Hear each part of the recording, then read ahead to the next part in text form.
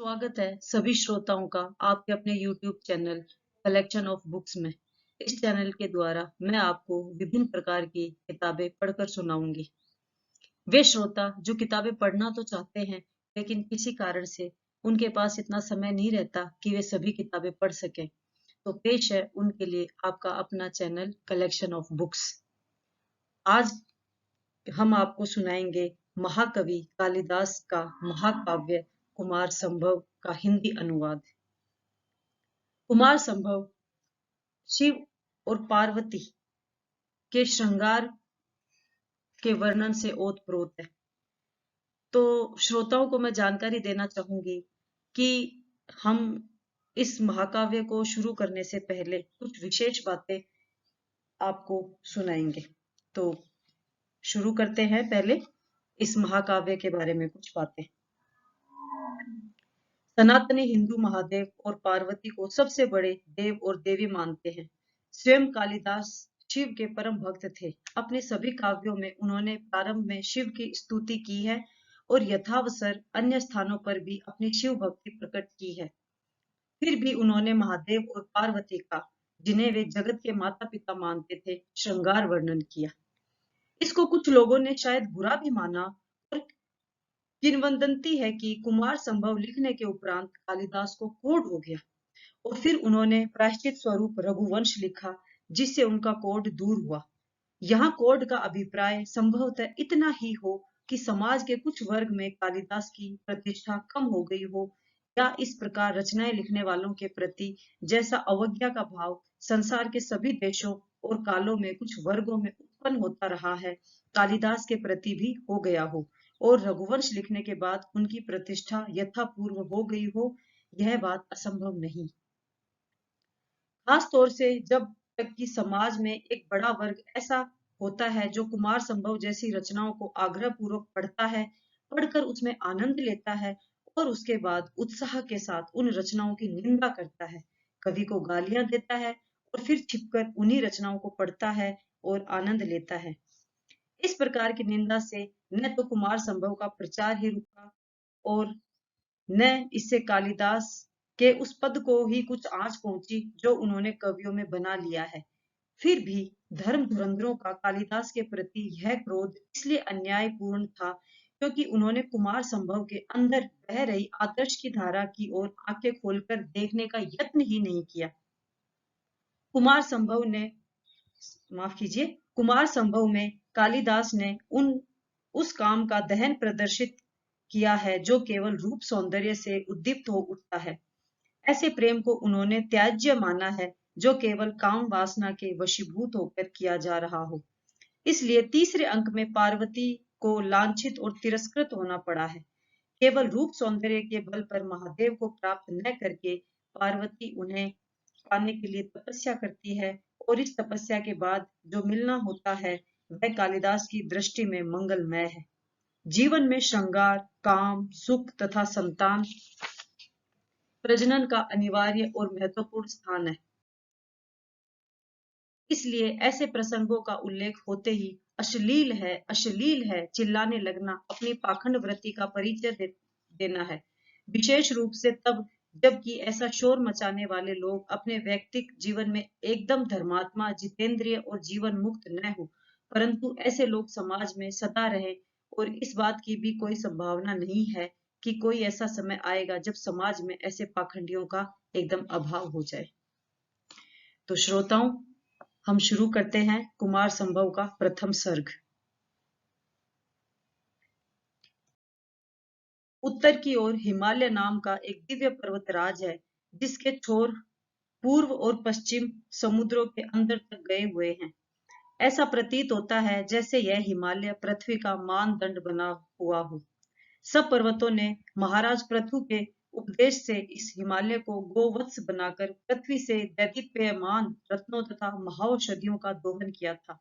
उस समय दोहन में प्रवीण मेरु पृथ्वी को दूहने बैठा था। अनंत रत्नों की खान इस हिमालय के सौंदर्य को विपुल हिमराशि भी नष्ट न कर सकी। गुणों के समूह में अकेला दोष चंद्रमा की किरणों में कलंक की भांति ही छिप जाता है। इस हिमालय के शिखर अप्सराओं के विलास की प्रसाधन बनने वाली सिंदूर गैरिक आदि धातुओं से रंगे रहते हैं, जिन्हें देखकर मेघ खंडों को नाना रंगों में रंग देने वाली असमय में आ गई संध्या का भ्रम होने लगता है। इस पर्वतराज के कटी भाग में विचरण करने वाले मेघों के शिखरों के मध्य पर पड़ने वाली शीतल छाया का आनंद लेने के उपरांत वर्षा से उद्विग्न होकर सिद्ध लोग इस पर्वत के उन ऊंचे ऊंचे शिखरों पर जा चढ़ते हैं जहां धूप निकलती रहती है। हाथियों को मारकर घूमने वाले सिंहों के पद चिन्ह पर लगा हुआ रक्त यद्यपि बर्फ के पिघलने से बहकर धुल जाता है, फिर भी उनके नखों में फंसे हुए गजमुक्ता जहां जहां गिरते जाते हैं। इन मोतियों को देखकर ही यहाँ के किरात उन सिंहों के जाने के मार्ग को पहचान लेते हैं। यहाँ विद्याधर सुंदरियां गजबिंदु के समान लाल भोजतरु की छालों पर धातुओं के रस, गैरू, सिंदूर आदि से अक्षर बनाकर प्रेम पत्र लिखा करती हैं। यहाँ हिमालय की गुफाओं के मुख से निकलता हुआ समीर बांसों के छेदों को भरकर जिससे अनगिनत बांसुरियों के बजने की सी ध्वनि निकलने लगती है, ऊंचे राग में गाते हुए किन्नरों को ताल देने का सा प्रयत्न करता है। यहाँ हाथियों द्वारा अपने कपोल तल की खुजली मिटाने के लिए रगड़े गए देवदारू वृक्षों का दूध निकल जाने के कारण फैलता हुआ सौरभ पर्वत शिखरों को सुगंधित किए रहता है। यहाँ रात में चमकने वाली वनस्पति का प्रकाश गुहाओं के रूप में बने हुए घरों के अंदर पड़ता है और वह रमणियों के साथ विलास करते हुए वनचरों के लिए तेल रहित प्रदीप का काम कर देता है। यहाँ पत्थर की तरह कठोर हुए हिमयुक्त मार्ग पर चलते समय यद्यपि पैरों की उंगलियों और एड़ियों को बहुत कष्ट होता है, फिर भी भारी नितंबों तथा स्तनों के बोझ के कारण किन्नर तरुणियां मंद गति का परित्याग नहीं कर पाती। अपनी गुफाओं में आश्रय देकर यह हिमालय दिन में डरे हुए अंधकार की दिवाकर से रक्षा करता है। महान लोगों में अपनी शरण में आए हुए क्षुद्र व्यक्तियों के प्रति भी सज्जन की भांति ही कृपा भाव होता है। जहां तहां चवरी गायें हिलने से शोभा बिखराने वाले तथा चंद्रमा की किरणों के समान धवल अपनी पूंछों के चंवर डुला डुला कर इस हिमालय के गिरिराज नाम को सार्थक करती है। यहाँ रमण के प्रारंभ में अपने प्रेमियों द्वारा शरीर के वस्त्र हटा दिए जाने से अत्यंत लज्जाकुल हुई किन्नर सुंदरियों के लिए संयोगवश ही गुफाओं के द्वार पर आकर लटक जाने वाले बादल पर्दे का स्थान ले लेते हैं। इस हिमालय का पवन भागीरथी के प्रपात जल कणों को लेकर बहता है, जिससे देवदारू के वृक्ष रह रहकर कांप उठते हैं और मोरों के पंख बिखर जाते हैं। इस पवन का आनंद पशुओं के लिए निकले हुए किरात लोग लेते हैं। सब ऋषियों के हाथों द्वारा चुने जाने से बचे हुए इस हिमालय के ऊंचे सरोवरों के कमलों को नीचे से उगता हुआ सूर्य अपनी ऊपर की ओर उठती हुई किरणों से विकसित करता है।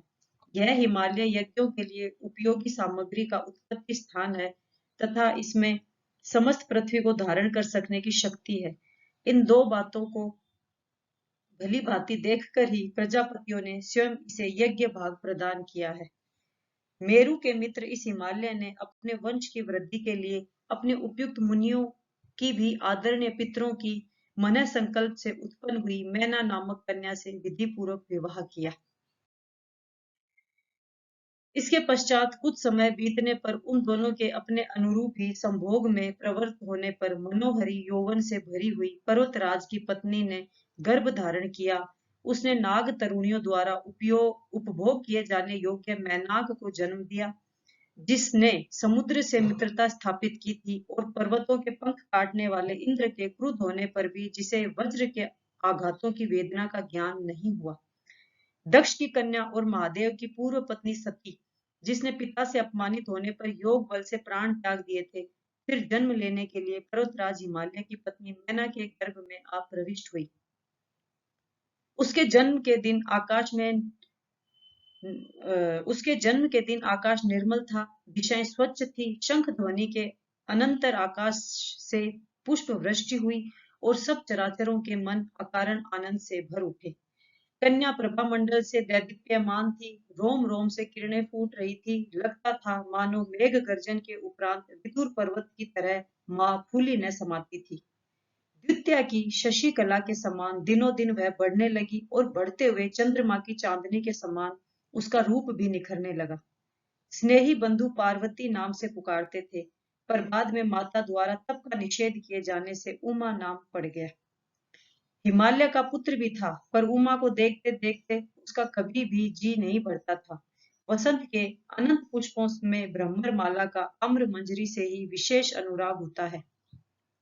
जैसे उज्जवल शिखा से दीप, गंगा से स्वर्ग मार्ग और विशुद्ध वाणी से विद्वान शोभित एवं पवित्र होता है, उसी प्रकार हिमालय उस कन्या से सुशोभित भी हुआ और पवित्र भी।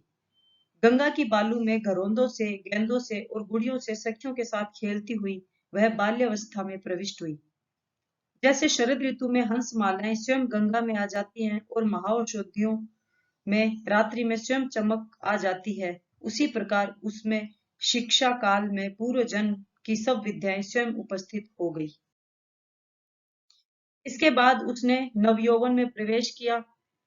यह यौवन धारण न किया जाने वाला आभूषण है, आसव न होने पर भी मादक है, पुष्पों से न बना होने पर भी कुसुमा युद्ध का बाण है। तुलिका से चित्र के समान और रवि किरणों से कमल के समान नव यौवन से उसका सुडौल शरीर उभरकर निखर उठा। वह भूमि पर चरण रखती थी तो उन्नत अंगूठों के नखों की बिखरी हुई लालिमा से जान पड़ता था जैसे स्थल में कमल खिले हुए हों। यौवन के भार से अनवत पार्वती की गति ऐसी मनोहर थी मानो वरुण नुपुर का वादन सीखने के बदले में राजहंसों ने पहले ही उसे अपनी विलास युक्त गतियां सिखा दी हों। उसकी छोटी छोटी और गोल पिंडलियों के बनाने में सारी सौंदर्य सामग्री समाप्त हो गई। इससे शेष देह का निर्माण करने के लिए फिर से सामग्री जुटाने में विधाता को बहुत प्रयास करना पड़ा। विशालता के लिए प्रख्यात होते हुए भी गजराओं के चुंडा दंड स्पर्श में खुरदरे होने से और कदली स्तंभ अत्यंत शीतल होने से उसकी जांघों की तुलना में नहीं टिकते थे।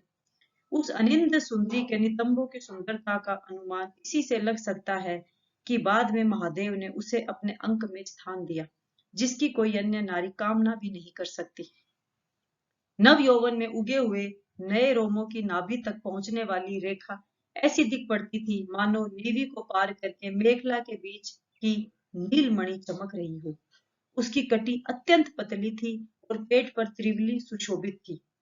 प्रतीत होता था जैसे नवयौवन ने कामदेव के चढ़ने के लिए सीढ़ी बना दी हो। इस कमल नयनी के गोर स्तन बढ़कर परस्पर इतने सट गए थे कि श्यामल स्तनाग्रों के बीच में एक कमल नाल रखने का स्थान न था।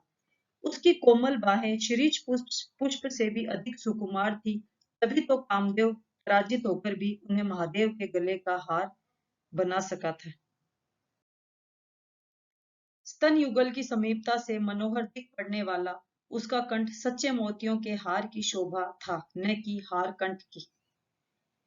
पहले लक्ष्मी जब चंद्रमा में जाती थी तो उसे कमल का आनंद नहीं मिलता था और कमल में जाने पर चंद्रमा का सुख नहीं मिलता था, परंतु उमा के मुख में आने पर चंचल लक्ष्मी के दोनों का सुख एक साथ प्राप्त हुआ। यदि नव पल्लवों में श्वेत सुमन सजा दिए जाएं या लाल मूंगों पर उज्जवल मोती रख दिए जाएं, तो अरुण अधरों पर कांति बरसाने वाले उसके मध्य मिश्र की तुलना हो सकती है। मधुर भाषिणी पार्वती के बोलने पर स्वर से मानो अमृत झरता था और तुलना में कोयल की कूक तक कर्कश और बेसुरी वीणा के समान जान पड़ती थी। वायु विकंपित नील कमलों के समान बड़े बड़े नेत्र वाली पार्वती की अधीर चितवन को देखकर संदेह होता था कि यह उसने हिरणियों से सीखी है या हिरणियों ने उससे। अंजन से बनाई हुई उसकी लंबी और काली भौहों की कांति को देखकर कामदेव का अपने धनुष सौंदर्य का गर्व चूर चूर हो गया। यदि पशुओं के मन में भी लज्जा होती हो तो जिन्हें देखकर चमरी गायें भी अपने बालों का मुंह छोड़ दे, ऐसे सुंदर उसके केश थे। विधाता ने सब सुंदर पदार्थों को यथाविधि एकत्र सजाकर विश्व के संपूर्ण सौंदर्य को एक साथ देखने की इच्छा से उसका निर्माण किया था। देवताओं ने निश्चय किया कि पर्वतराज की पुत्री गौरी का ही विवाह महादेव से करवाया जाए, क्योंकि संपूर्ण त्रिलोक में और कोई नारी शिव की पत्नी बनने में समर्थ नहीं है। एक बार स्वेच्छा विहारी नारद ने उस कन्या को पिता हिमालय के पास देखा और वे बोले कि किसी दिन यह अपने प्रेम के द्वारा शिव की एकमात्र अर्धांगिनी बनेगी। इसलिए पार्वती की आयु बढ़ती जाने पर भी हिमालय ने उसके लिए किसी वर की खोज नहीं की। मंत्रों द्वारा पवित्र की हुई आहुति को अग्नि के अतिरिक्त अन्य कोई कैसे ग्रहण कर सकता है? जब तक महादेव स्वयं ही न मांगे तब तक हिमालय के लिए उन्हें अपनी कन्या का दान करना संभव नहीं था। स्वाभिमानी व्यक्ति प्रार्थना अस्वीकृत हो जाने के भय से अभिष्ट बात में भी उदासीन होकर चुप बैठे रहते हैं। जब पिछले जन्म में दक्ष के ऊपर क्रुद्ध होकर उस सुदर्शना सती ने देह त्याग दी थी, तब से ही पशुपति आसक्ति विहीन होकर अपत्नीक रह गए थे। वह आत्मवशी महादेव तपस्या के लिए हिमालय के कस्तूरी की गंध से सुवासित एक शिखर पर चले गए। वहां गंगा की जलधारा देवदारू सर्वों को सींचती हुई बहती थी और किन्नर गण जब तक गीत गाया करते थे। वहां शिव के गण नमेरु पुष्पों की मालाएं सिर पर लपेटे कोमल स्पर्श वाली भोज वृक्ष की छालों को पहनकर मंसिल से अपने शरीर को रंगे शिलाजीत वाली पत्थर की शिलाओं पर बैठे रहते थे। दर्प के कारण मधुर ध्वनि वाला शिव का वाहन नंदी सिंहों की गर्जना को न सहकर अपने खुरों से हिम की शिलाओं को तोड़ता हुआ इतने जोर से गरज उठता था कि नील गायें भयभीत होकर उसकी ओर देखने लगती थीं। वहां अष्टमूर्ति शिव अपनी ही एक मूर्ति अग्नि की समिधाओं द्वारा प्रदीप्त करके तपस्या के फल के स्वयं दाता होते हुए भी न जाने किस कामना से तप करने लगे। स्वर्ग के निवासियों के भी पूजनीय लोकोत्तर शिव की अर्घ्य द्वारा पूजा करके पर्वतराज हिमालय ने अपनी पुनीत कन्या को आदेश दिया कि वह अपनी जया और विजया नामक सखियों के साथ शिव की आराधना करे। यद्यपि यह समाधि के विघ्न स्वरूप थी, फिर भी शिव ने उसे सेवा करने की अनुमति दे दी। विकार का कारण उपस्थित होने पर भी जिनके मन में विकार नहीं आता, वे ही वस्तुतः धीर होते हैं। वह सुकेशिनी पार्वती पूजा के लिए फूल चुनती थी, कुशलता पूर्वक वेदी की सफाई करती थी और नियम पालन के लिए जल और कुशाएं लाती थी। इस प्रकार वह प्रतिदिन महादेव की सेवा करने लगी। उसकी परिश्रांति को शिव के मस्तक पर स्थित चंद्रमा की किरणें दूर किया करती थी। तो ये था कुमार संभव का प्रथम सर्ग। कृपया चैनल को सब्सक्राइब करें, शेयर करें और लाइक करें, सपोर्ट करें। चैनल को देखने के लिए आपका बहुत बहुत धन्यवाद। और इसी के साथ आज का एपिसोड समाप्त होता है। धन्यवाद।